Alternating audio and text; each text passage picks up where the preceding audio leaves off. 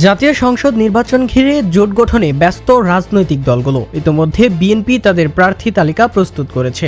এককভাবে নির্বাচনে সক্ষমতা থাকলেও এবার ভোটের লড়াইয়ে কৌশল বদলেছে দীর্ঘদিন ক্ষমতার বাইরে থাকা এই দলটি। তাই জাতীয় নাগরিক পার্টি এনসিপিকে পাশে পেতে আগ্রহী বিএনপির হাইকমান্ড।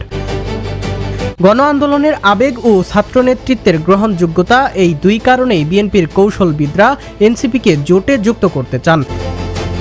বিএনপির স্থায়ী কমিটির সদস্য সালাউদ্দিন আহমেদ জানান, ফ্যাসিবাদ বিরোধী সব দলের সঙ্গেই তাদের নিয়মিত যোগাযোগ রয়েছে।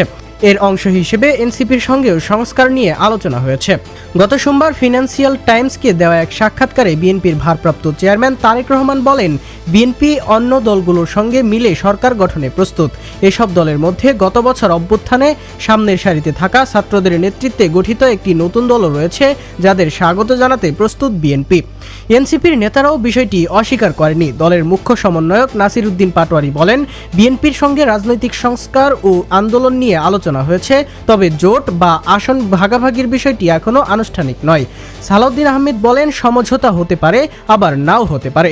অন্যদিকে এনসিপি নেতারা মনে করছেন, বিএনপি কেন্দ্রীয়ভাবে আসন ছাড়লেও স্থানীয় পর্যায়ে সহযোগিতা জটিল হতে পারে, কারণ সাম্প্রতিক নির্বাচনী আইন অনুযায়ী এক দলের প্রার্থী অন্য দলের প্রতীকে নির্বাচন করতে পারবে না। ধানের শীষে প্রতিদ্বন্দ্বিতা করতে হলে সরাসরি বিএনপির প্রার্থী হতে হবে। নতুন দল হয়েও পুরনো রাজনৈতিক শক্তিগুলোর মধ্যে ভারসাম্যের প্রতীক হয়ে উঠেছে এনসিপি। আন্দোলনের মাঠে সক্রিয়তা ও পরিচ্ছন্ন ভাবমূর্তি মিলিয়ে দলটি এখন রাজনৈতিকভাবে গুরুত্বপূর্ণ এক কৌশলগত শক্তি।